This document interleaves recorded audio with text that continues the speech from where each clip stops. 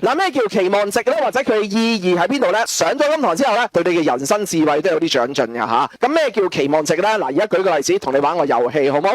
咁啊，阿 Sir 而家咧攞啲錢出嚟啊！哇，係嗱，有2張咧就係500蚊紙啦，2張100蚊紙，3張就20蚊。好，而家咧我就話玩一個遊戲，咁我俾你咧隨機抽一張，當然我會收埋佢啦。咁然之後喺呢7張裏邊咧，俾你隨機抽一張，抽到就係你噶啦，攞去啦，玩唔玩啊？玩係咪？唔記得講添，要入場費嘅喎。咁啊玩呢個遊戲咧就200蚊玩一次，玩唔玩？哦，喂，唔好咁矛啦咩？大家唔好揾我個遊戲個筆啊！我哋今日教緊大家期望值，知唔知啊？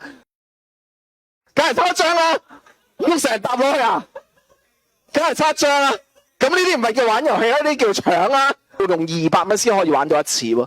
今次再問下大家玩唔玩啊？又點解啊？哦，冇話100蚊港紙，即係你諗住攞200 yen 俾我係咪？又或者而家農曆7月啦，我燒200蚊俾你啦，咁樣係嘛？好，教數學啊，我哋而家